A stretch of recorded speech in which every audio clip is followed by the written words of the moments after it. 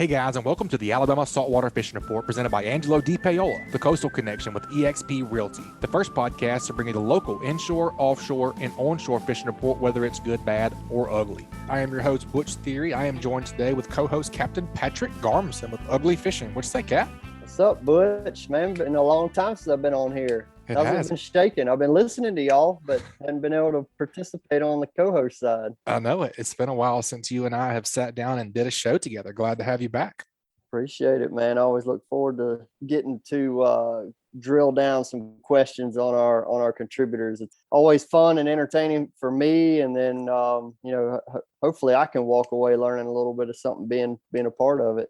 Oh yeah, always, man. Well, it's a beautiful day here in South Alabama, man. I did not expect this morning when I got up and went for a walk with Pepper, and it was like 42 degrees, and now it's 72 or 73. It's quite the swing. Yep. Right outside of my window, I've got some azaleas in full bloom. So that's a pretty good indication where we're headed and where we are already, with the water. Typically, The azaleas start blooming around that 60, 65 degree soil temperature. And that's generally where the soil temperature and the water temperature usually go pretty hand in hand. So the other day when I was fishing, that's about what I was seeing, anywhere from 60, 63, 64 degrees, just depending on what body of water I was in. Yeah.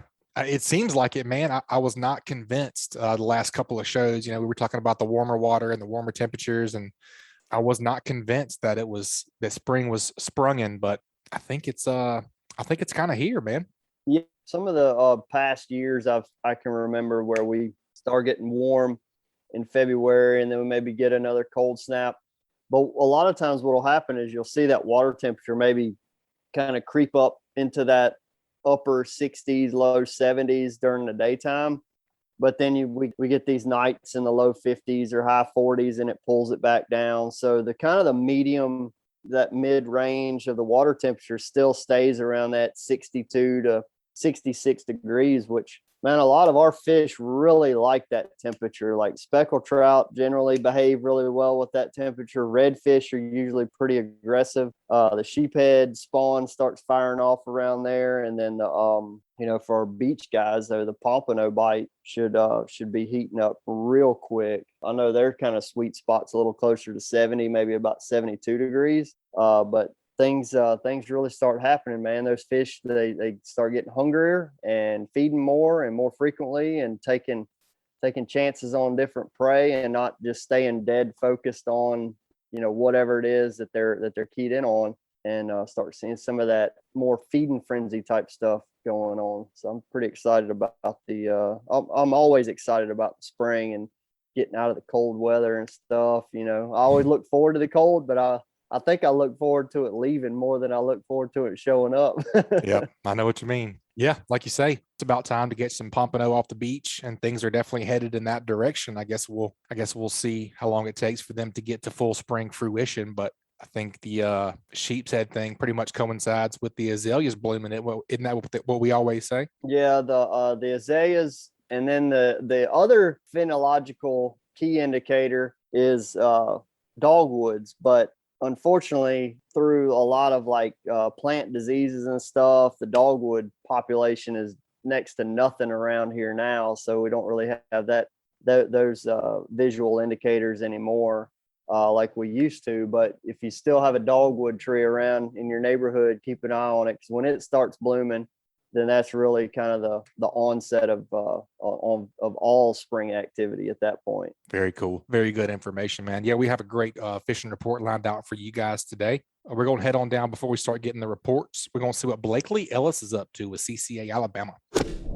All right, Blakely, welcome back to the show, man. What you guys got going on over there? Hey, man, not much. Thanks for having me.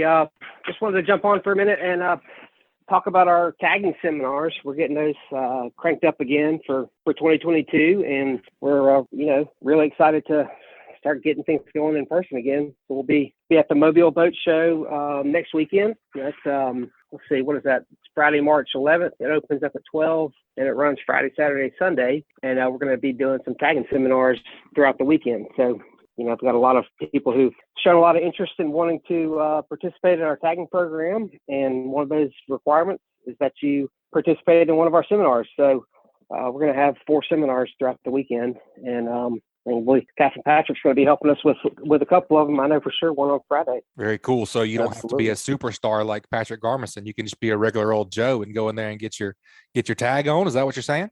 That's right. Yeah, exactly right. Very cool, man. So what are some of the details there as far as getting involved and making sure that you're registered for those seminars? Sure. So a couple of things what we need. So we're going to be doing the seminars. Right now we've got Friday will be at 6 o'clock. Saturday we're going to do one at 1 o'clock and one at 4 o'clock. And then the last one will be on Sunday at 1 o'clock.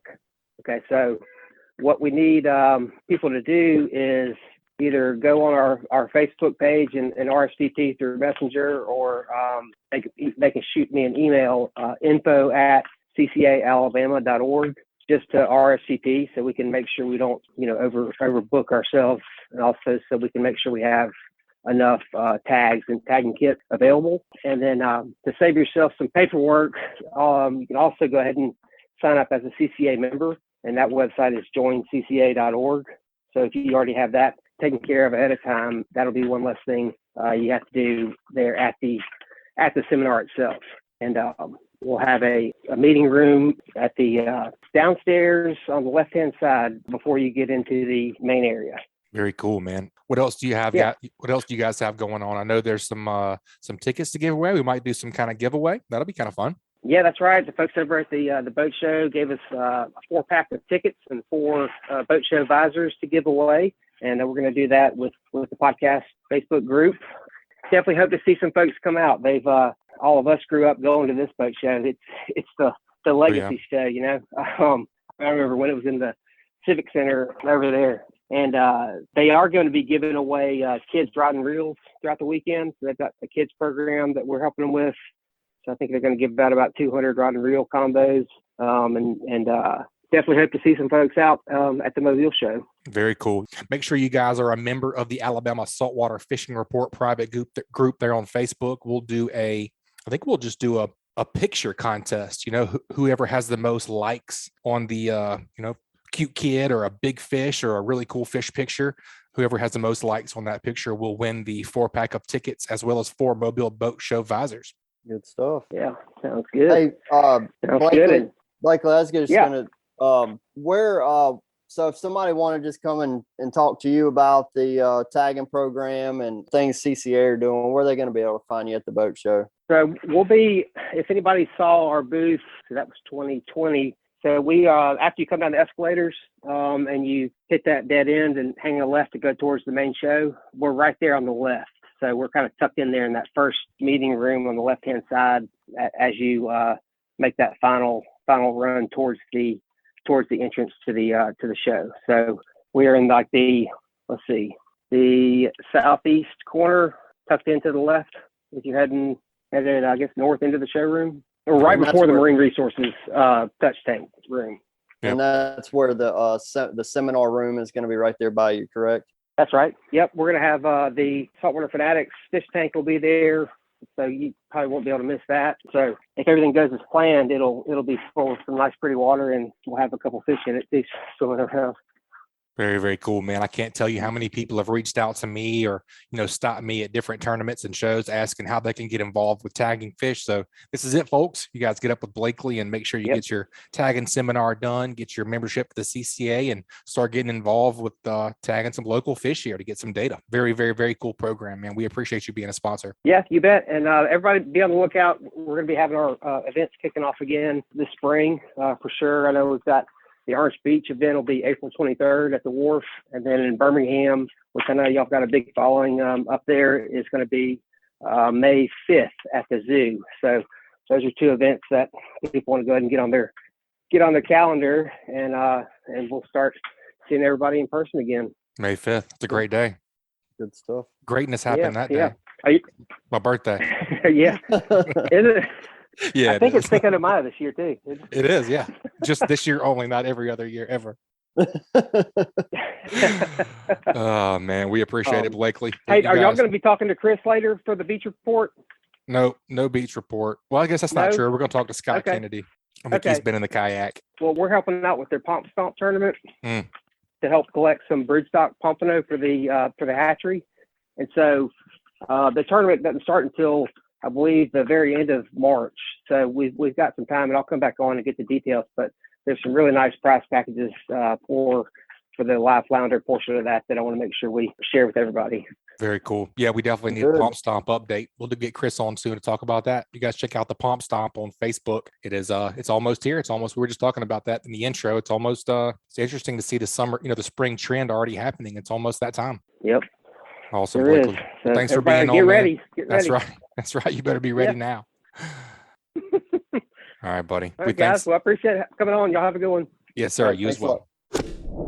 All right, folks, we have a great Alabama saltwater fishing report lined up for you guys this week. But first, let's see who's making the show possible. This week's Alabama saltwater fishing report is brought to you by Sportsman's Marine. Sportsman's Marine has an extensive tackle selection of anything that local anglers need for saltwater and freshwater fishing, as well as boating accessories. They have the largest selection of the slick lure in Mobile and Baldwin County. They have AFTCO, Pelagic, and Saltwater Fanatics apparel along with other local brands. Go check out their Edgewater, Wellcraft, and Vexus lines of boats. They offer engine services with 5-star Yamaha and Mercury mechanics. Also, if you're looking for a street legal electric golf cart, go check out their Atric golf carts. Sportsman's Marine on Highway 98, and they also have a downtown location next to Mr. Jean's Beans in Fairhope, Alabama. Also brought to you by Bahio Sunglasses. Want to catch more fish?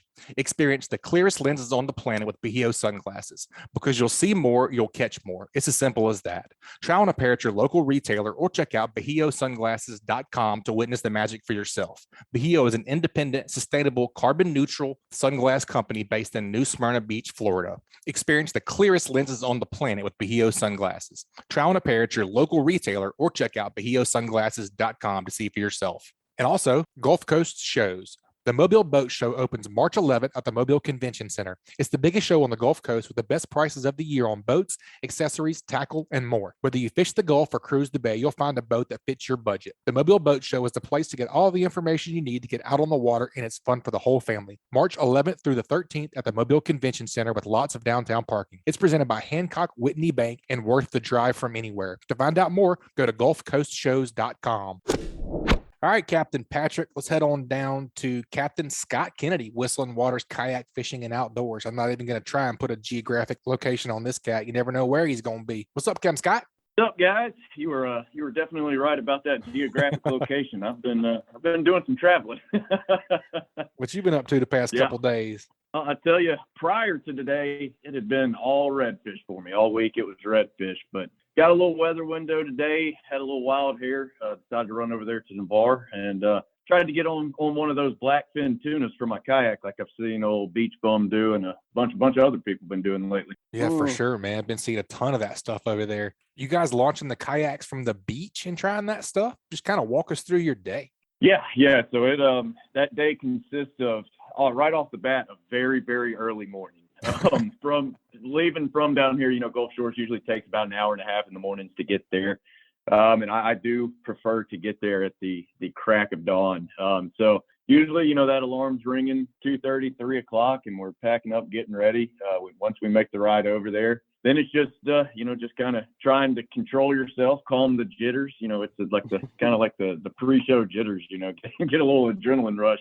Oh, yeah. And then, there, Navarre, it is pretty easy to get your kayaks to the beach compared to, some of the places here in Alabama. They've got it set up pretty well where they've actually got, they call it a kayak launch, but it's more or less a boardwalk over the top of the dunes to the, that drops you out about 50 yards from the edge of the water. So it saves you a lot of dragging, which is very, very nice. But yeah, we're dragging through the soft sugar sand and getting to the edge of the water. A day like today, we got very spoiled. There was absolutely no waves. I mean, I've launched in the bay this week on rougher days than I did out in the Gulf of Mexico today. So, not every day is like that. And that's one of the big things with that offshore stuff. You really got to watch the weather, because it is definitely a lot of room for error in that. But yeah, once we've headed off the beach, I've been trying to get out pretty early.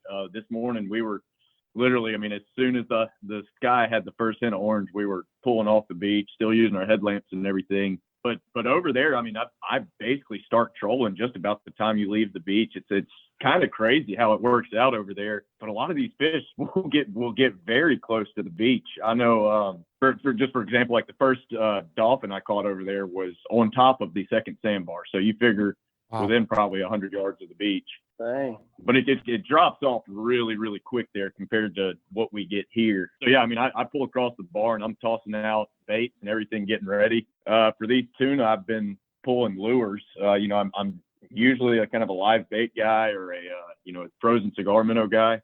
But a lot of the reports I've seen and the people I've talked to who have been, consistently catching them, they're saying, lip baits, kind of like trolling baits, are the way to go. And so I've used like you got like the Yo-Zuri, the 3DS minnow, I think they make it a 5-inch, and then you got like the DePaola X-Wrap, and just a 4 to 5 inch lip bait that'll dive down 5 to 6 feet, and then from there it's just start pedaling, Covering ground. Yeah, it's just a lot of covering ground. Water depth can play a big part of it. And, it seems like once you kind of find where they're hanging out, whether it be, say 40 to 45 feet or 50 to 60 feet, you can kind of hang in that zone. But what I'll do to find that zone is just kind of zigzag back and forth. I myself, I still have not been able to land one. I saw plenty of them caught today. I was within 50 yards of 4 people who hooked and landed them today. So I think my biggest thing is I need to go back to my lure color. I'm kind of thinking, my thinking was just what I like for the inshore. I like, chartreuse, pink, purples, that kind of stuff. So that's what I was pulling. But everybody that seemed to have caught them today was pulling like a straight white or a white with a red head. So maybe that'll be what changes it up for me. But yeah, I mean, at the end of the day, it's just all about covering water. And it helps if you got a group of you out there, you got some buddies, or even if you just bring, like your VHF radio and just talk to the people as you're launching. Everybody that's going out there, everybody's on the same page, same mindset. So a lot of people are, pretty open as far as, what they'll tell you on the radio. Like I know one of the guys today, when he was reeling his in, first thing he did was got on the radio, yelled tuna, and then, yelled his water depth. So people are generally pretty nice about that. Yeah, that's nice. That's helpful. Hey Scott, I got a couple questions. One, we're hearing about the tuna over there in Navarre, and you've got the beach launch kayak fishing. So we're talking about it right now openly on a podcast. A lot of people talking about it on Facebook and stuff. I mean, are there multiple launch sites and stuff like that? Or are you waving a flag saying, here, you got to launch right here, and you're going to actually have more people than the parking situation can handle, or is there a lot of area to access the beach? And then the other thing I was wondering is, are y'all seeing any kind of surface activity or anything like that to kind of help give away some of the areas to target? Yeah, so as far as launch points over there, there is that main launch I spoke of. That is where a lot of people go out, mainly just because of the ease of access, and they have hoses set up to where you can hose your gear down and everything. But there are probably 5 or 6 other accesses, and that's one of the beauties of kayak fishing. You can pretty much anywhere you can park your truck, you can launch your kayak. So any of these, just public beach accesses, similar to like what we have here in town in Gulf Shores, Orange Beach, Fort Morgan. So, I've got some other places I like to launch and stuff, still in Navarre Beach and everything, but there are options. I would say the biggest factor into that is just, like I said, the easeability of being able to go out, have that boardwalk, have, hoses and everything. But yeah, I mean, you can launch that thing anywhere you need to, as long as you got water in a parking lot. All right, cool. Yeah, and as far as surface activity, I did not see any surface activity when tuna are being caught. There is the bonita around, but I haven't noticed them necessarily hanging around the tuna. The best thing I noticed when I was kind of getting in the area where I thought they were and where I was seeing some other people catching them was I noticed there was a lot of not necessarily big schools of bait, but there was just scattered bait throughout the water. And I was able to pick that up, on my depth finder and everything. But it's you're kind of flying blind with it because, it's not like any of the videos I've seen of people fishing out at the rigs and off Louisiana or anything where they're busting the top or anything. It's just kind of just hoping you get lucky and pull across them. For sure, Gotcha. man. Like, how long does this last? I know you said you haven't been able to land one yet. I assume it's a cold water thing. I know it kind of happens, or it seems like it happens every year around this time. Do you know how long this lasts? I couldn't give you an exact date just because, there are those random ones that get caught throughout the summer. As far as the big numbers, it's definitely a cold water thing. As far as details onto that cold water, I couldn't tell you temperatures or anything. Right. I know what I've seen in the past is it seems like usually around January through February to this time frame now, they're still around. There's a lot of people catching them, but they start to get, like I said, very sporadic. And I don't know the exact science. I haven't been able to figure that one out yet, but I do feel like we are probably on the very, very tail end of that. I'm going to make the run back over there tomorrow, 2 days in a row, just because I feel like it could be any day now that it stops, because the water was definitely warming up from other people I've seen talking water temperatures and everything. I was seeing water temperatures anywhere from 67 to 69 degrees. And I feel like if the surface temperature is that warm, it's got to be warming everything else up pretty quick. And I think the bigger schools of them, when you can kind of count on them, they start to move out to those deeper water areas.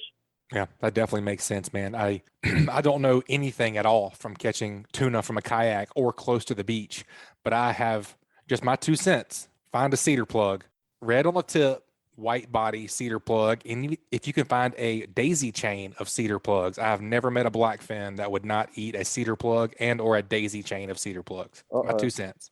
Butch dropping the knowledge bombs on us right there. My 2 cents. Tell you, I'm gonna have to run to Sands or J&M after that with that little nugget of information. I would think that either of them would have it, and I would be shocked if there were blackfin around and you did not catch them on a cedar plug. Like I said, never done it inshore or from a kayak, but yeah, I mean, I would see where it works out, and I don't think I haven't seen anybody doing that over there. So you may be onto something there. That may be a little kayak groundbreaker right there. maybe not. I don't know. That's all I got though. Oh yeah. What else you got, Scott? You mentioned leaving the redfish to go check the tuna. So what's back us up into your redfish fishing? Yep. Yeah. So prior to today, like I said, it had been all redfish. Kind of the tail end of last week. We were still having some pretty nice weather. I think it was right before that front rolled in this weekend, and we had still had some warmer days, some nice low wind days, and one thing, we've been having a lot of very clear bluebird sky days. And I touched on it in my last time I was on here, but those are just that is like the perfect mixture for sight casting. So I spent a few days chasing reds on the flat. The fish are definitely still a little sluggish up there. It's still, the water temperature is still a little cold there in the mornings, but once that sun gets up and kind of warms that flat up throughout the day, it seems like around 9 or 10 o'clock, it's kind of been when it really start to see them moving around and feeding. Had a couple days with that where, I wouldn't say it was, the best day of fishing I've had in my life, but it certainly wasn't the worst day of fishing I've ever had in my life either. So, still catching a few here and there, having to work a little bit for them, having some fish that are, like I said, a little lethargic, not necessarily wanting to pounce on it, but still putting together some fish on the flats and having some fun with that. Like I said, that's sight casting is about as good as it gets for me. That really gets me going. So enjoyed a couple days of that. Then we started to get that little bit of cold front, some higher wind days, and got a little, wasn't necessarily impossible to do, but had enough chop on it where I didn't want to necessarily run myself ragged pulling a flat. So I went back to some of the tidal creeks around Mobile Bay and was just kind of working some of my my old holes that I've spoke on 1,000 times before. And was kind of hitting some areas that I hadn't necessarily hit them a lot lately.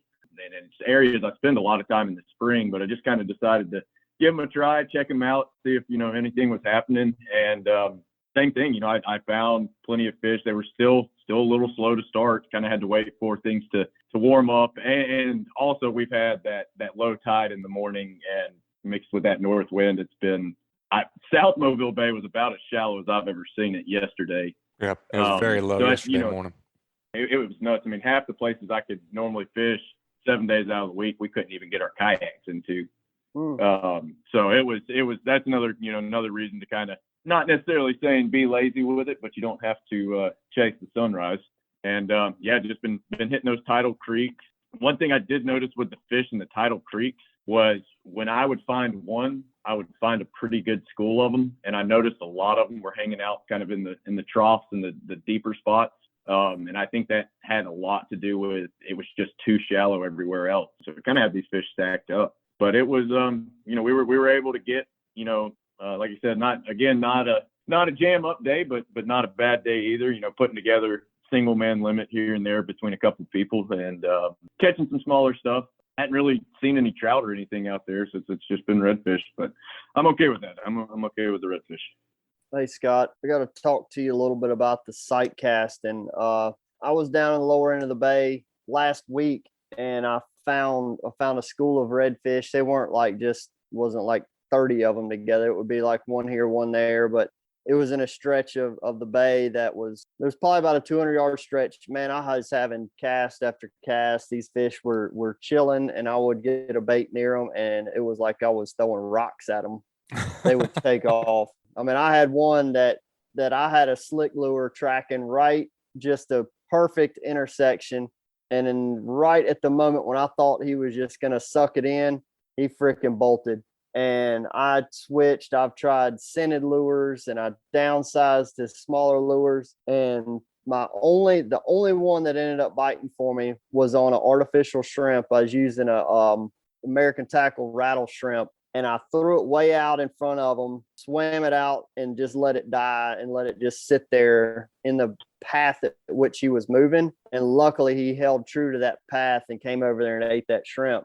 What are you seeing in the way that the fish behavior is, and what are some of your reactions that you've made to maybe some of these spooky fish? Or maybe you're not spooking any, maybe you're catching them all. Tell me about it. Yeah, I'm definitely spooking, my fair share of them. I will say I'm not the most accurate caster. I'm very good at hitting them in the back. So I'm definitely spooking my fair share. One thing I will say, and it's when I'm sight casting, this is the only bait I will throw. Like I won't touch a paddle tail. I won't touch any other bait. And they're called Bugs Jigs. They sell them down there at Sam's Tackle in Orange Beach.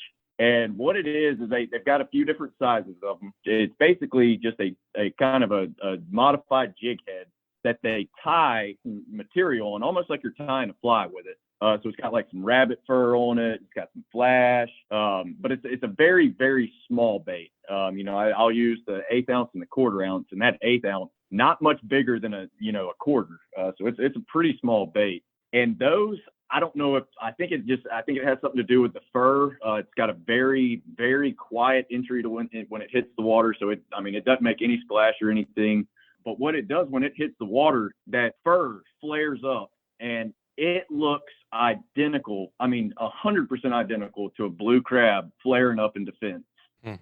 And that is, granted, I'm sure it has some part of it has to do with, boat versus a kayak and everything. Sure. I'm sure that plays into it, but that bait is killer for sight casting. Like I know prior to me finding out about this bait, years back, I was just using, regular paddle tails and stuff. And I would notice the same thing, like you were saying, you would have the days where they'd be charged up. They'd have no problem eating it. Everything would work fine. But it seemed like I would have just as many days where they just didn't want anything to do with that bait. And saying as soon as I made that switch to the Bugs Jigs, it solved my problem. And don't get me wrong, you still have your days where the fish just they just don't want to eat that day, and it doesn't matter what you put in their face. But that Bugs Jig has been it's worth its weight in gold for sight casting for me at least.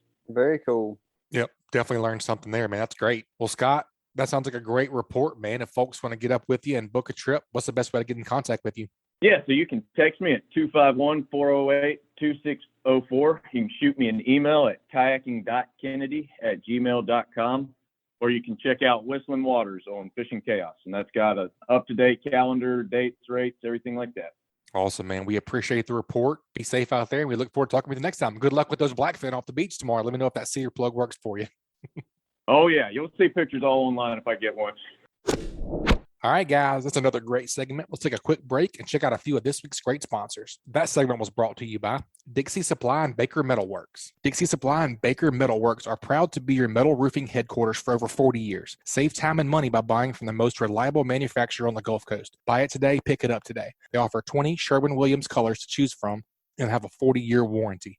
Baker Metal and Dixie Supply, two names, same great service. With the addition of their new store in Cantonment, Florida, they now have 8 locations to serve you. Dixie Supply and Baker Metalworks, your metal roofing headquarters. And also brought to you by Test Calibration. Is your diesel engine showing signs of low pressure or excessive engine smoke? If so, you may be in need of a repair to your diesel fuel injection system. Test Calibration has been selling and servicing diesel turbochargers and fuel injection systems since 1976 and are up to date with all the latest diesel technology. No matter if you're running a diesel in your boat, tractor, or truck, Test Calibration can help you. Contact them at 800-822-0057 or visit them online at testcalibratindieselandturbo.com. All right, Captain Patric, let's head on down to Dolphin Island, Alabama, Coden, Mississippi Sound. I don't know where he's going to be at. Let's talk to Wesley Hallman, man.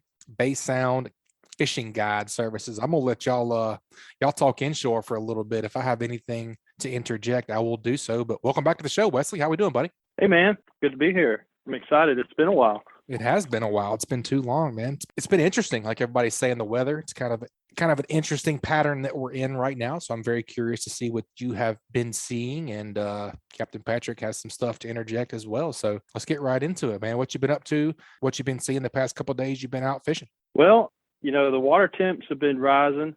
I think these fish are getting onto, or as far as the trout go, the speckled trout, I think transitions kind of playing in because you don't catch as many of the, the undersized trout like you would normally, kind of have to weed through them.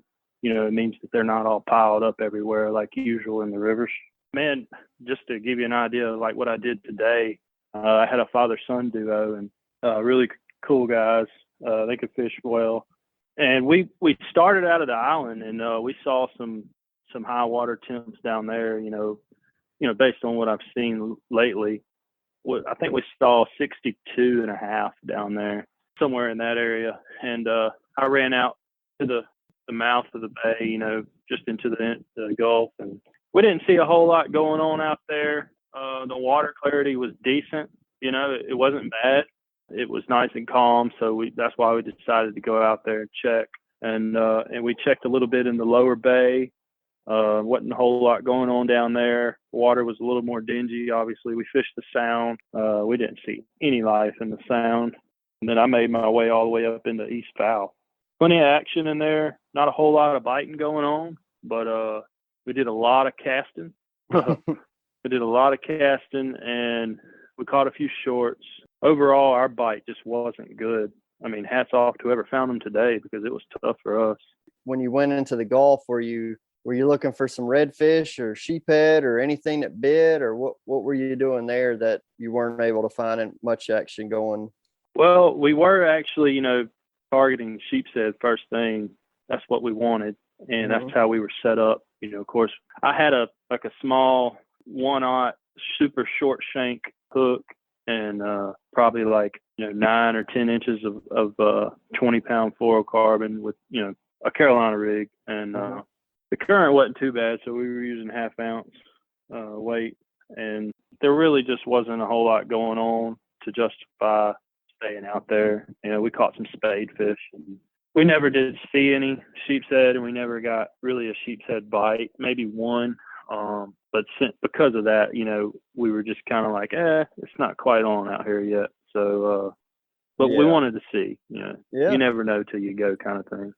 Absolutely. Yeah. I was seeing my last couple trips out into the Gulf with the intent of sheephead fishing, really fell short of what I was expecting, especially based on water temperature. Because every time I've been out there, once you got out 3 or 4 miles, you were looking. I mean, everywhere was like 60 to 63 degree water temperature, which is it's a really sweet spot for water temp as far as for the fish to start showing up. And I saw some areas where I felt like I was marking fish down in that 20 to 30 foot range on some of those deeper rigs, but this was last week that I did that, and it was a struggle fest for me as well. So I feel your pain, and I think you made the right decision by not just trying to squeeze something out of nothing, because that's kind of what it feels like right now.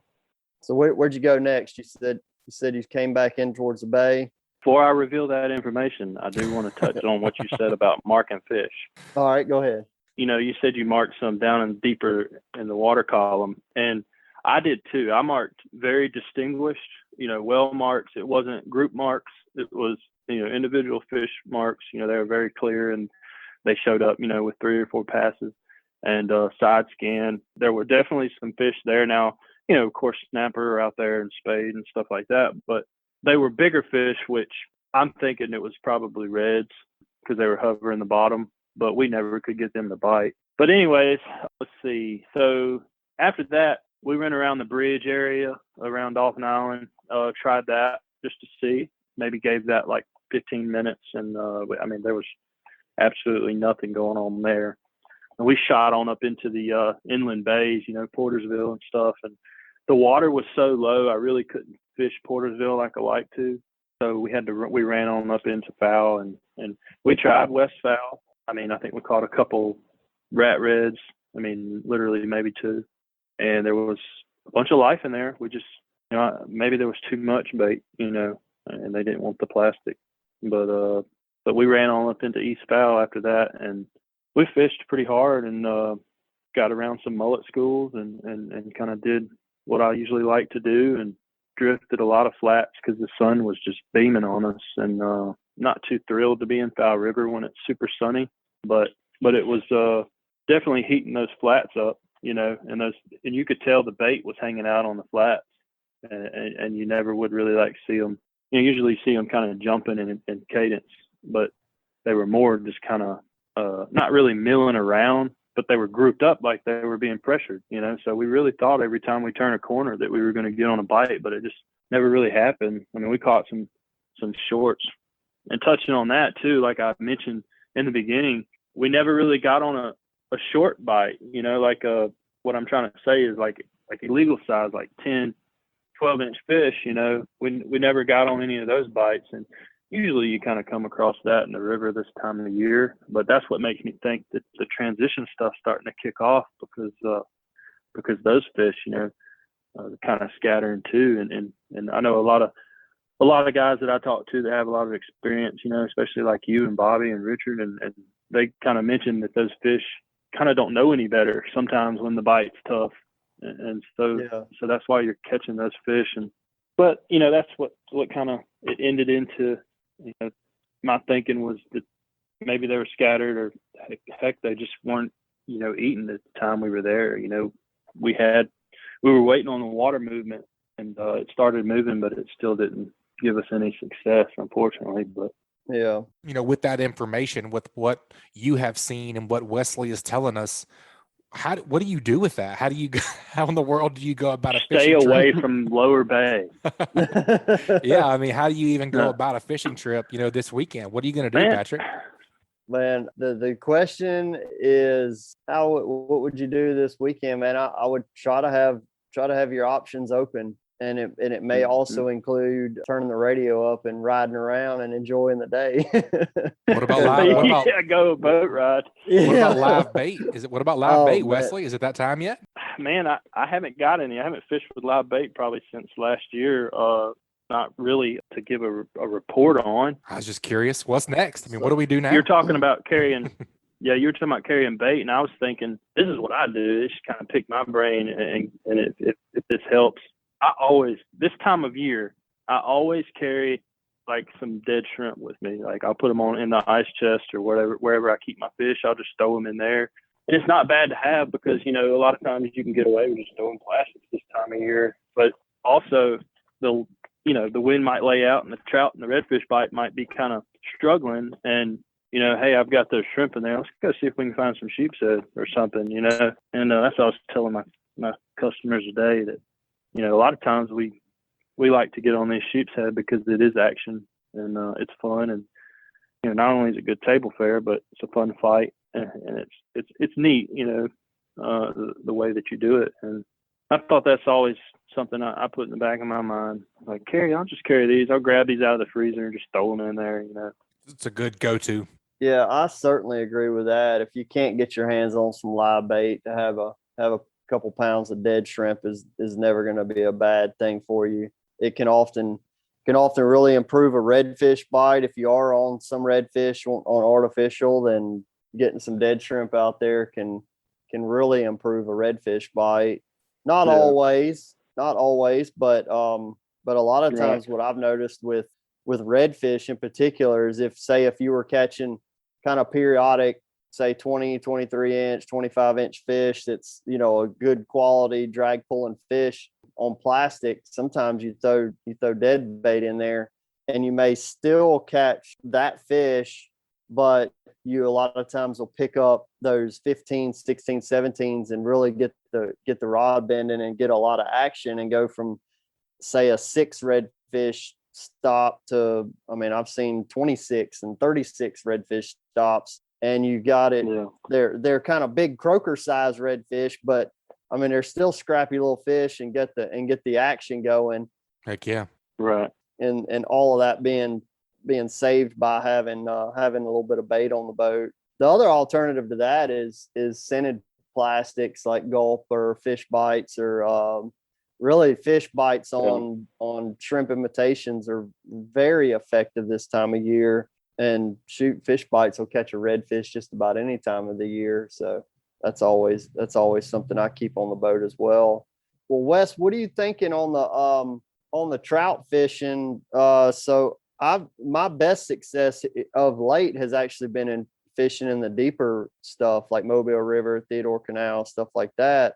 And the shallower rivers, Dog and like Fish and Magnolia River have been just almost non-existent on trying to catch speckled trout, for me anyway.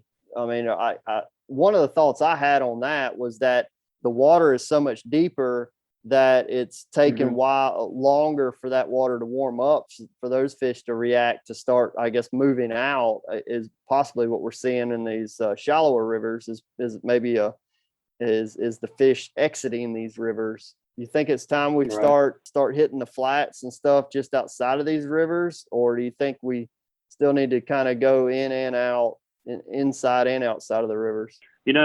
Pat, obviously we all struggle with that. We can struggle with that year round almost, not quite. In the peaks of the winter, obviously we don't struggle with that question and decision that we have to make. But for the majority living down here, our fishery is so versatile and our weather is so unpredictable that you can almost take a couple of days of higher degree temps and no rain, and maybe go out and try some areas that are going to be high in salinity, and I'm talking like 2 to 4 foot range, and something that can heat up quick, because I've seen it with my own eyes that trout can travel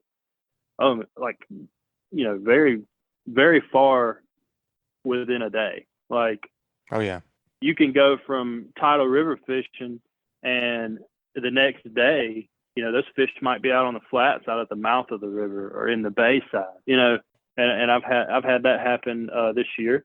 We get out in Portersville and get over some sunken islands and get them when the water gets up to like 58 degrees and the sun's shining on it. We've caught trout, nothing giant, but some action and some fun grub fishing. So I think the answer to that question is, for sure, try it. Like, for sure, keep an open mind, like you said in the beginning. Keep an open mind to go out there and try that stuff that you fish in the summer. Like, those fish, they don't have a calendar in their back pocket. They don't even have a pocket. So we, I wouldn't think of it. Holy crap. Things I learned on this report. Right? Yeah. Fish don't have pockets, man. I'm sorry. I don't know if you know that, but oh, that's funny. That's like people say, I don't even think the fish are going to be biting. It's raining, Cap. I'm like, well, they're already wet. That's a fact. You just never know. Yeah, those fish don't so care. Definitely, I would definitely try it. Captain Patrick, One thing I've been noticing is Scott, Captain Scott was touching on how low the lows have been as far as tides go here recently, especially in the past couple of days, Tuesday, Wednesday, Thursday of this week. I know that exposes some things and makes some places better than others. How does it affect the way that you approach a day? Ooh, that's good. So I'm learning as I go. Deep over here, Pat. Yeah. Got to. Man, I'll tell you what, I'm really learning as I go on this. I used to avoid the shallow areas this time of the year if it pulled out and got really shallow. Well, especially like right now, right? The water temperatures are a little higher than they should be, and the low tides are lower than they should be. Yeah. So the redfish, the school of redfish that I found that we were talking to Scott about, they were actually in an area I was in my I got a little Blazer Bay boat that I go out and then do some scouting in, and it gets shallower than my blue wave. And I got real shallow on the bottom of the tide and found those redfish. Like I went way shallower than I would ever have thought. And the only reason I did it was because I had some wind pushing me across the flat, and it just set up really well for me just to kind of drift this flat. And I was pushing in to let the wind kind of push me back out, and all the redfish were right up in there, just about as shallow as it could get on the low tide. So, but on my general approach, especially if I'm thinking about trout fishing, is I want to find an area where you have the first drop. Just take a shoreline, for instance. So maybe it's a beachy like area or whatever, and it has this subtle drop, or it's just a slow taper, and then it has a drop of maybe 1.5 to 2 feet.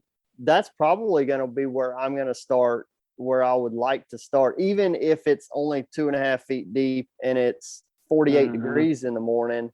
If I'm looking at, say, 56 to 62 degree water temperature, that doesn't scare me at all to be fishing in 1.5 to 2.5 feet of water. And it feels like to me that those fish are on that drop and gonna be on that drop until until that tide floods back in, and then they go up onto that flat and potentially spread out and become more difficult to catch. It may feel better. Right. It may feel like it's easier fishing at that point, just because you can get your boat in areas that you weren't able to get to when it was blown out. But that's something that I have seen, especially with the trout. But then the redfish kind of throw me that curveball, and just they're going super shallow. The water was warm, do whatever they want. And they do right. that. They do whatever they want. Redfish does what redfish does. Sure. But yeah, so that's something. And then a lot of times, if they're not on that first drop, then try to find where that next transitional drop is. And like for instance, we fished Saturday. My dad and I fished Mobile River on Saturday, and anybody that fishes Mobile River knows that, like, you come right off of the bank, and a lot of times it's a fairly slow taper, go from 0 to say 4 feet of water, and then go from 4 feet to 12, and then the next drop is 12 to 22. Well, on Saturday we found fish on that like 12 to 22 drop, and then went back this week and they were in that 0 to 6 foot. Wow. They in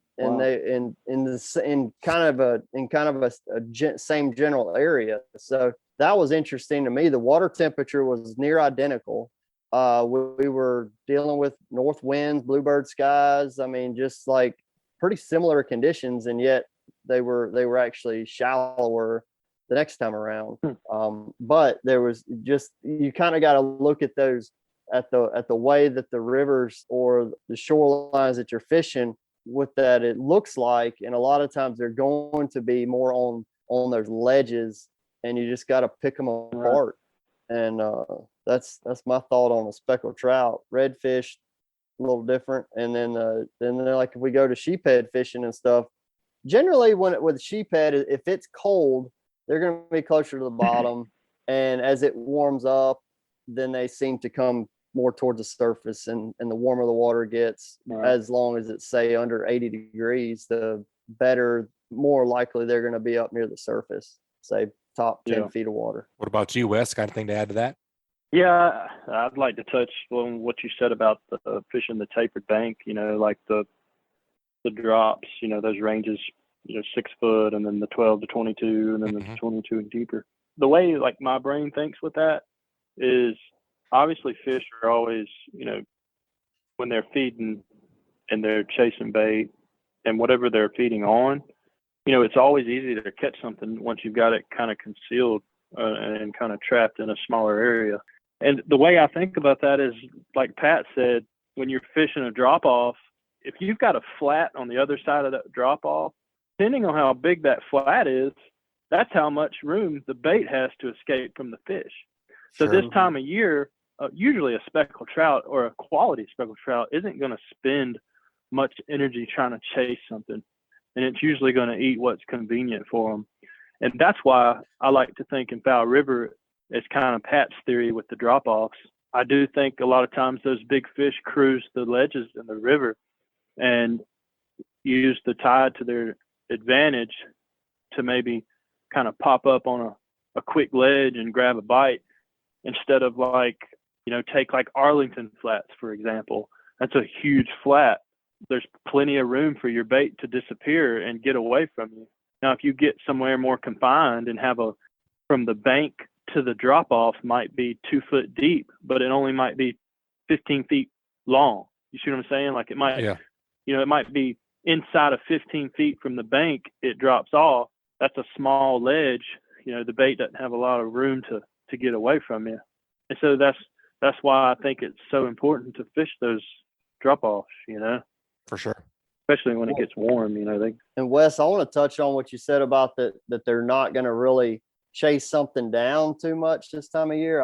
I can certainly agree with that, because I was fishing with Taylor Moreau and Doug Tierce the other day, and There's some nice trout, you guys. they did it, man. I Not did you. nothing. Like I was struggling. I was hopping too much. I was jigging too hard. I was covering too much water. And I stopped and I watched them set the hook, and I was like, man, you weren't even moving it. And and I started watching them, and they were, Taylor was damn near just dead sticking, just throwing it out and just letting it sit there, and they were picking it up. And I was really struggling to go that motionless, but man, Wes nailed it on the head. These fish, they weren't interested in trying to chase something down. They're just lazily cruising, finding something to eat. Right. And it wasn't my bait, because my bait was fleeing from them. Moving too fast. Yep. That's important too on bait presentation, for all you guys throwing plastic. I'm no slick master by any means, but I love to use the slick. And what I've figured out with the slick is that sometimes I need to settle down and slow down because it's very easy to work that bait super fast and get a little carried away. And I've noticed a lot of times that when I do slow that thing down and change the cadence significantly to help the process of slowing down, I have been more successful, especially in the rivers, where you cover a lot of ground. Absolutely. Yep. Agreed. Man, that's a great report. That's good stuff, guys. That's a great report. I actually, talking about slowing down the presentation and everything, I went with Captain Bobby.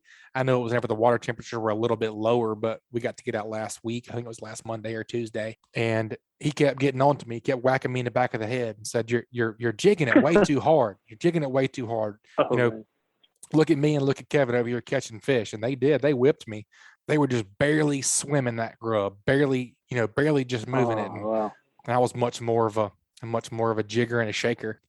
You weren't Uno status, were you? You weren't. I'm not going to go there. Actually, he was. You're not going to go there. No comment. He was. No comment. Yeah.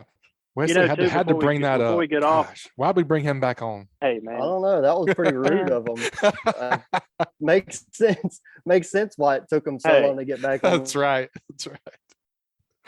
Just kidding. I apologize, Butch. I just want to publicly apologize. I am too. But another thing I just thought about when I was leaving Fowl to head back to the island, I cut through West Fowl, and there was a piling, like a pier piling. It was just a short section of it, maybe 4 foot long. Oh. And it was floating in the middle of the river closer to the 188 bridge. and it had traveled all the way almost to like where the pipelines cross after the straightaway in West Fowl. Oh, wow. And, I saw it, and that made me think about, I saw some logs today in the bay. So definitely be mindful this time of year, especially for logs. And there's a piling out in just west of Little Dolphin, the little section of the Dolphin Island Bridge that goes from Peavy to the island. Mm-hmm. That channel that cuts out through there, and right in Aloe Bay Channel and the Little Dolphin Channel where they meet, there's a piling sticking about maybe 6 inches out of the water right there. So Oof. Definitely a heads up for that. For I just sure. thought about that. That's sketchy. Nobody wants to meet that. Nope, not at all. It's up to us boaters, recreational boater guys. We got to look out for each other. So Absolutely agree, man. That's a great report, Wesley. If folks want to get up with you and book a trip, what's the best way to get in contact with you? just give me a call on my cell phone or shoot me a text. Be more than happy to talk to you. 251-222-0029. All right, buddy. We appreciate the report, man. Be safe out there, and we look forward to talking with you next time, buddy. Keep whacking them. Okay, Butch, Pat. See you. That's another awesome report, and it was brought to you by Advanced Transmission. Give the professionals a call who have been trusted on the Gulf Coast for over 25 years at 251-626-6061, or check them out online at www.advanced-transmission.com. And also brought to you by MB Ranch King. MB Ranch King hunting blinds and feeders are built to last right here in the USA. With durability and convenience in mind, MB Ranch King's maintenance-free blinds are constructed with high-grade steel and come in a variety of sizes to meet any hunter's needs. They offer high-quality, easy-to-use corn and protein feeders that can be filled with both feet on the ground. Call Kevin today for more info or a quote at 205-807-2937. MB Ranch King, built in the pursuit of perfection. All right, Captain Patrick, let's head on down and get our last report of the day, but certainly not least. It's been a little while since he's been on the show, but man, it's getting that time of year. It's time to get offshore and time to get some lines wet on the Gulf Rebel. Welcome back to the show, Captain Kendall Annan. How we doing today, buddy? Good days ahead here. I appreciate you having me. Yeah, man, no problem. It's about to be spring break over there in Orange Beach, Gulf Shores area. I know that you guys are starting to book some trips and starting to fish some. Just kind of walk us through what you guys been up to this past couple of weeks. Yeah, with this weather starting to get better patterns here, we're able to sneak out a little bit more and more. But yeah, we've been bumping the bottom if we haven't been able to go tuna fishing, and just doing some day trips, going after the vermilion snapper, and trigger fish opened up March 1st. So, glad to go ahead and get a few of those in the boat. Yeah, you guys have been having luck with the trigger fish since March 1? Yeah, it's been good. Yeah. Kendall, tell us a little bit about, you may have done this before already, but tell us a little bit about your boat, maybe what some customers might experience, like on a bottom fishing trip or something like that. I mean, is this like a get 4 or 5 of your buddies kind of boat trip, or we need to get a dozen people together? What's a day? What's the ideal day look like? Well, for us, the Gulf Rebel charters, we have 2 boats. One's a 6-pack boat, so up to 6 people. The other boat, Summer Breeze, it's a multi-passenger boat, can hold up to 20 people. And, we do strictly private charters, so small family company trips. We don't do walk-ons, but however, we do sometimes put together groups if they want to help bring that cost down, split the trip up. But so both boats have chairs, green eggs, bathroom, AC, salon on the bigger boat, cabin berth on the other boat, and I think what we do have that a lot of boats don't have are the chairs, and so it makes it a little bit comfortable riding out and between spots. Cool, very nice. Yeah, I know both of those boats have been staples in the Gulf for years and years and years. Yes, it's I think the Gulf Rebel's turning 73, so to be the oldest running charter boat down there. So that's incredible, man. So you mentioned the trigger fish. I'd like to dive deep in on the vermilion snapper fishing today, and the beeliners as we call them. Just kind of start off. How far offshore do you start feeling comfortable targeting these vermilion snapper? I know Captain Patrick had talked about it a little bit before we got on air about how that's something that he would like to get more honed in on in his bay boat. How far offshore do you start feeling comfortable targeting these beeliners, Captain Kendall? So if you're doing your homework, prior, like for example, snapper season or something like that, you can kind of dial in what spots you have that, whether it's in your book or GPS that, you know, what's kind of having that different type of fish. You know, I have some spots that, you know, if I get done with snapper fishing, for example, and, you know, we'll drop down some double hook rigs, some, you know, squid and bonita cuts, and see what else is down there. I think a lot of people, you know, go out and just catch a fish and, you know, troll around or go in, but don't be afraid to mix in some other bait to see what's going on, because you might have a spot that you think just, hey, it's just snapper here or whatever, but really it's holding some beeliners. But I feel comfortable starting out around, you know, 10 miles or so, you know, if the water's right. And because sometimes you can run past them. So I like to start in close. And this is if I don't know, if I haven't been out in a while, I'm definitely going to start in close, get a test spot in. And like I said, you'll know right off the bat, depending on how many anglers you have. Most of the time I do have, you know, like around 10 or so. If I have 10, it won't take me long. You know, if I have 6 or so, I'll play a little bit longer to kind of see how that spot is. And if I'll know usually right off the bat if it's a hit or miss and if I need to move on down the road. Kendall, so you're saying about 10 miles off. So you're looking at maybe what, like 80 feet of water or something like that? Yeah, that's a good question. I say 10, and I mean that because of our season breakdowns. Now, that varies. For example, snapper season, depending on what's in season. But so if I go southwest, you're not going to find beeliner rarely in that 10-mile range. Now, if you go more natural bottom or Florida Bridge Rebel area, which is around 10 miles, you can start getting into that mix of species. Not saying there's no beeliners down there west, which I've caught plenty of them, but depends. Your water depth's going to be different. Is what I'm saying. Our shelf runs east to west, so if you go east, you're going to be deeper. If you go west, it's not going to be as deep. And for me, if you are going, say, southwest, you're fishing in a little bit shallower water, so you're having to battle the other fish. For example, you got a lot of fish in a small body of water. It's going to be a little bit harder to get, for example, the fish that you want. Versus getting into deeper water or running east, you can separate the species in the water column. Okay. What are some structures? I hear a lot of guys talking about big wrecks. So big wrecks, natural bottom. What's your preference there? It just depends on off of what I've been fishing off of.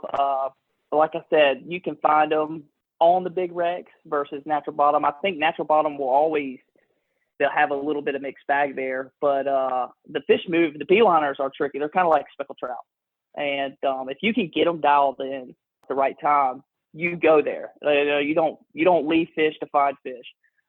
So it's a trick there. I mean, like I said, it's just like speckled trout. They're on the move. They're on the hunt. Once you get them, you want to stay with them. But you know, natural bottom's good. I don't ever throw that out the window. But big wrecks, you know, depending on how the water is, what's the current like, you know, sometimes you can run into a little bit more snapper, the triggerfish, sharks. It's time to go. Okay. Say you're pulling up to the wreck and you're setting up, and I hear guys talking about looking for the clouds as far as seeing them in a cloud. Like on your machine, you mean? On your machine versus individual fish marks. Can you describe that, or am I way off target talking about the clouds? No, the cloud's right. That's what, if you're, you know, beeliner fishing or fishing for the bottom, that's what you want. I mean, usually the bigger dots are going to be your snapper, your amberjack, and even sometimes your triggerfish. But you can have both. That's just something. The more you go, the more you know, kind of thing. But yeah, you are looking for that bottom cloud. Whether sometimes it can be on the structure, and also it can be on a particular side of a structure. If you're moving, going around, you can kind of see, oh, hey, there's dots here, more cloud over here, and that's how I base it off of, you know. And then on vermilion snapper, you want to stay on top of them. They're not like snapper or red snapper, where you can kind of get away with the drifting left and right because they're up in the water and they're kind of going with your bait. The beeliner are going to be right there. They're not moving around, you know, so you want to stay up on top of them. And that can be tricky if the current's running and whatnot. So they can be right up on top of that structure usually. Usually on the structure, or if you're scattered, whether it's natural bottom or like, True. You know, for example, natural bottom, you know, you come across a little rock with a cloud on it. They're going to be on that rock. They might not be back on the big structure, for example, and it could be vice versa. Sure. So you mentioned squid and bonita. Which one is your favorite choice for bait, and what's your ideal rigging setup as far as, you know, monofilament strength and, using a chicken rig, a 2-hook rig, or what's your go-to there? I like to use the double hook rigs. This might follow in as a tip of the day kind of deal, but I never like to make my hook leaders, longer than my body leaders, because you don't want them catching on to your swivels, your 3-web swivels. So always try to, measure that out or tell the deckhand, hey, make sure this is the right length so they're not hooking onto each other, because you don't want them. It's already hard enough, so you don't make it harder. But double hook rigs, vary. You can get away with 60-pound tests, even 50-pound tests. You can do the 40-pound test. Sometimes it can be a little tricky. If the fish are a little finicky, I will go to just a sole long leader, sour rig type, light test. And sometimes you can find catching better grade beeliner on the single hook long leader versus a double hook rig. But if they're fired up, you can fire down the 2-hook rig and catch the size that good quality size. But if they're finicky, the bite's tricky and it's slow, go to try a long leader, and I think you'll have better luck catching them, especially if the size. Cool. I didn't talk about the bait, but I could go into that if I need to. For sure. What's your best bait? Yeah, go ahead and hit the bait. Bait, pearly white squid. That's bottom as it gets, whether it's freshly caught or freshly frozen. Make sure it's white. Anything discoloration, you can just go ahead and throw it out the window. You're wasting your time. I've had some times where, I've had a good report. I've been fishing there, for example, a particular area. So I go out there and it's like, we're not catching no bites, and I've had to walk back out on the deck and I'm looking at the bait and, it's got that pink tint to it. And I just take the whole thing and throw it over, because it's not worth it. It needs to be pretty. Get this crap out of here. It needs to be. You're wasting your time. calamari. You're wasting time. It's automatic when you have the white squid on there. And I like the squid and small cuts of bonita. I like to mix it in. And same thing on my trip. So I was talking about using the double hook rig or a single hook. I'll mix those up too. I don't just go all double hook rigs, because that's how you figure out, how do you know you're catching good quality size? Well, I mix it up, and I could see over time, over the many trips, you can get the better quality beeliners, or you might be catching them better on that single hook rig with the light leader. But the bonita helps, I'll have someone struggling, for example, maybe it's an older man or woman or a kid that's struggling setting hook or getting robbed. The bonita tends to hold up better, and you can even sneak on a small piece with the squid to hold that bait on there, for example, a little longer, and gives them a little bit better chance of setting the hook or whatever on the beeliner. You will find that the triggerfish will tear it up, so I don't like to go too much bonita, because the triggerfish will get going on it. But as long as you're pulling on something, I'm happy and getting the bag fish. What about your hook? What size? What style? What do you like there? I like the small shank 3/0. I can bump it up to a 4/0, but I tend to stay with those small shank. Any brand, I usually use the owner brand, but any brand. But as long as it's at 3 to 4 alt size, you don't want too big, you don't want something too small that breaks, So, but they tend to hold up great. The like the Mutu circle in the owner, or that's one. Yeah. Okay. Captain Kendall, whenever you're targeting these vermilion snapper, do you think that the water quality matters? Like as far as clear water, or are you looking, like, I know you guys have typically you have a little bit clearer water over to the east than we do over here on the west side. Does water clarity come into your picture at all whenever you're bottom fishing for vermilion snapper? As far as water quality, I don't think I'm worried about or concerned about it. I think when that happens, I think you're dealing with more of a current thing. So the current can make it a little bit trickier, especially if we're holding up on spots and all that. But water, I've had success. Like I said, if you run down way west, there's good beeliner fishing down there if you know where you're going. But and it's like mud. But I think either way it works. It's just if they're there or not. So yeah, we can. What are those latitude and longitudes over to the west? That'd be great. Oh man, that's a great report, Captain Kendall. That's a great deep dive into vermilion snapper fishing explained. Man, if folks want to get up with you guys and book a trip, what's the best way to get in contact with you? They can call me at 251-597-2499. Look us up on Facebook or website, gulfrebelcharters.com. Awesome, buddy. We appreciate the report. You guys, good luck in getting into your season going hard, and we look forward to hearing from you next time. All right, man. I appreciate it, both of you guys. Thank you.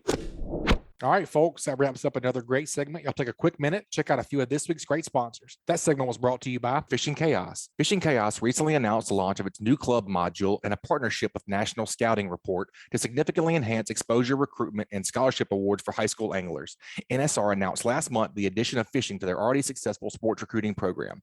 Fishing Chaos invites all high school fishing teams to create a free club on the Fishing Chaos platform. Clubs can hold tournaments within the high school team or invite rival clubs to compete in CPR, catch photo, release events, as well as live weigh-in events, as Fishing Chaos supports most any tournament formats.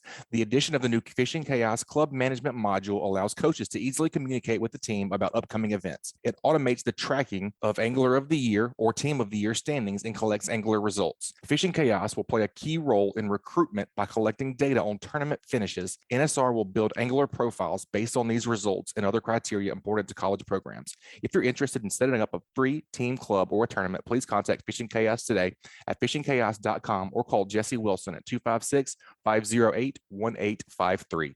And also brought to you by Boaters List. Boaters List is your new reliable and fast resource designed to link everyone to everything on the water. If you own or run a boat, you know how difficult it can be to find the right company for the task at hand. Boaters List makes it easy to find the service that you are looking for. Locate anything from fuel docks to service repairs or rentals of large yachts, even down to paddle boards and all things in between. BoatersList.com will always strive to make it better on the water. All right, man. You know, we got to do what did you learn before we get out of here today? What'd you pick up from today, Shay? I've got quite the notebook of things that I learned. The first one that I put down was your tip about the cedar plugs. Man, you know, that's an old school bait. I think the guys up on the East Coast throw them a lot for like bluefish and stripers and stuff. And it's simple. It's definitely not something that's on my radar ever if I'm going to buy something, some kind of tackle. So that was a neat tip. Scott talking about the bugs jigs for these sight fish and redfish and having that crab presentation. Yeah, thought that was cool as well. That was a good tip because I got to thinking about it after he said about having something that imitated a blue crab. That was the redfish that I was seeing. There were random crabs in the area, but then there were some minnows and some big mullet. But thinking back on what Scott's saying, man, they may have been actually just in there looking for those smaller crabs to eat, and why the shrimp ended up being the ticket for me. I think one thing that stuck out to me about the bug shrimp or the bugs jigs was that he talked about it being silent because of the feathers or the rabbit hair or whatever he was talking about, it being, you know, a silent presentation or a dampered presentation into the water. Whenever that bugs jigs hits the water, it was a quieter. He said he wasn't the best caster, so you can get a little closer to him with that bugs jigs, and the feathers or the fur would make it a little more of a quieter entry into the water. That definitely stuck out to me as well. Absolutely. And then I had Wes Hallman's pro tip of the week of fish don't have pockets, so they don't have anywhere to hide their calendar. That was groundbreaking for sure.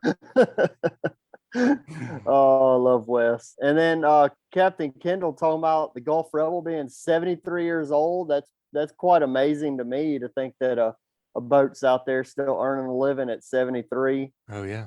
And then the bait talk that he had talking about if he came back there and the squid wasn't white, he was throwing it overboard. I mean, that's, you know, if I'm going, I feel like whenever I go offshore, I want to have like 10 days worth of bait once I leave sight of land. And he's talking about, man, that stuff ain't no good, throw it overboard. So that says a lot when you're talking about a man who's out there, you know, making a living on the water and willing to discard, you know, some bait that he bought or the boat bought or whatever to get into the brand new fresh bait. So that's a pretty doggone good tip as well. Yep, that definitely stuck out to me as well. If it's not calamari grade, he's not having it. That says a lot. I'm telling you, for a captain to just throw money over the rail is a big deal. Yep, it's got to be working the other way for sure, man.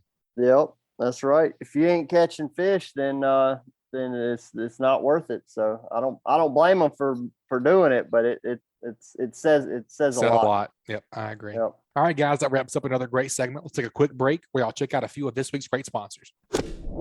That segment was brought to you by Hilton's Offshore Charts. The days of heading out and blindly looking for good fishing areas are pretty much over.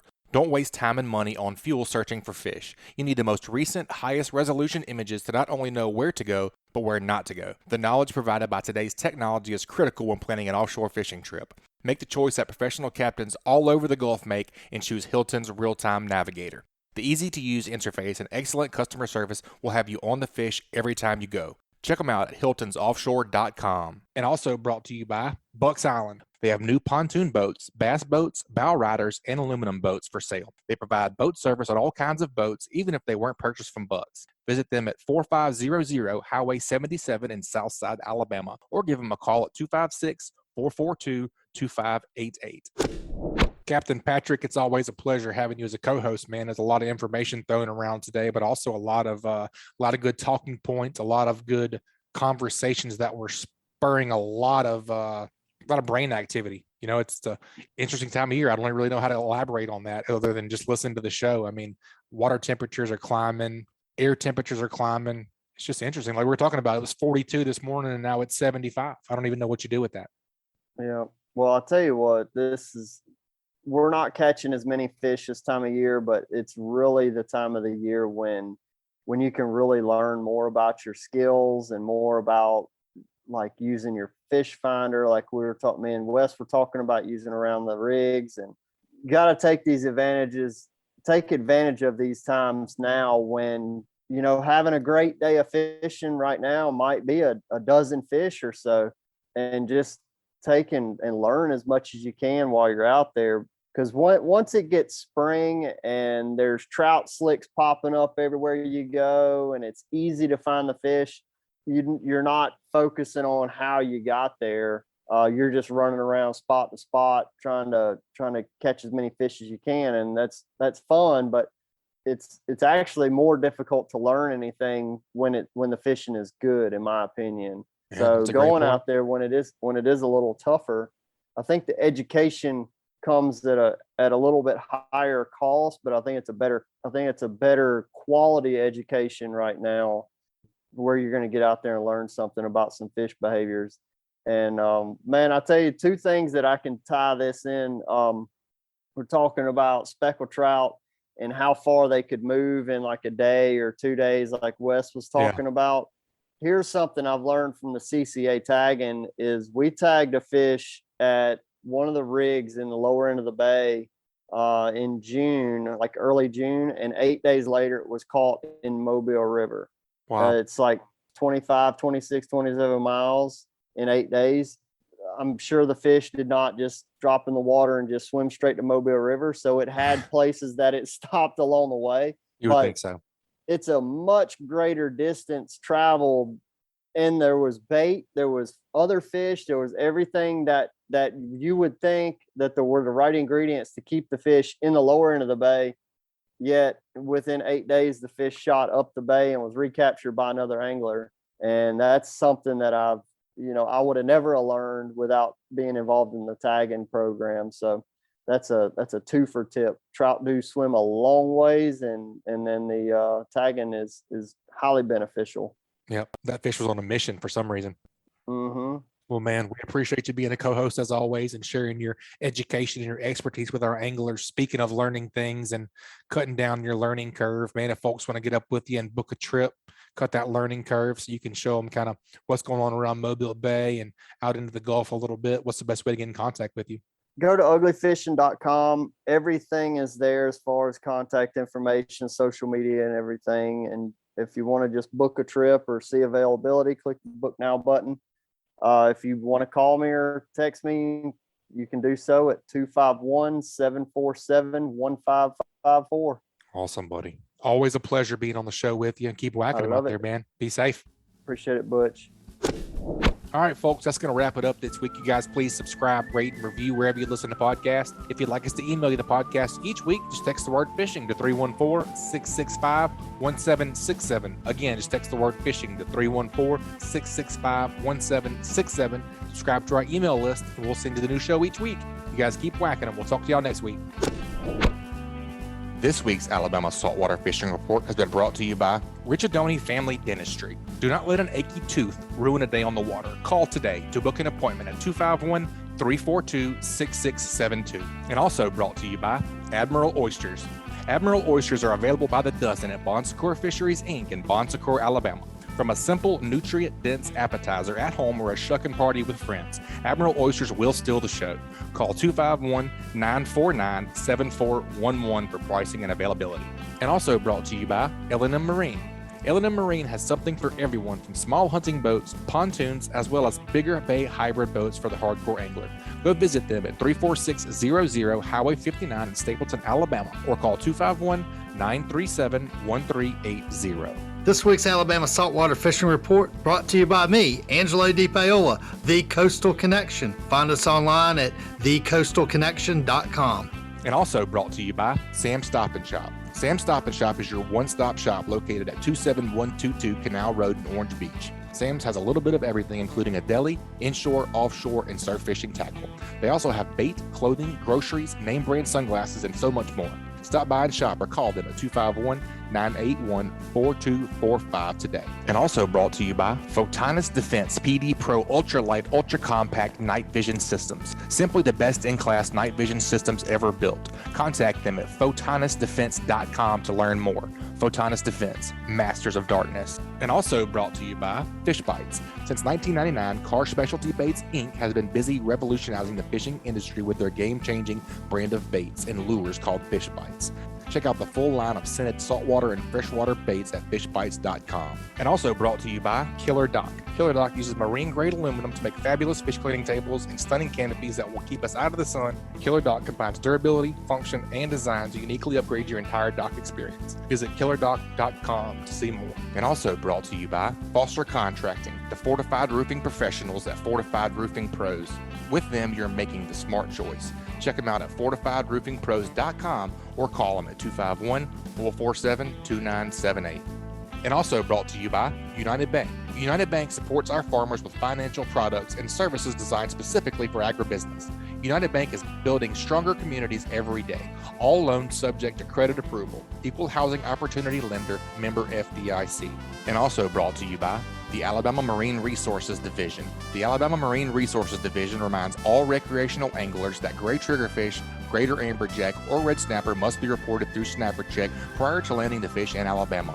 For more information about Snapper Check, please visit outdooralabama.com.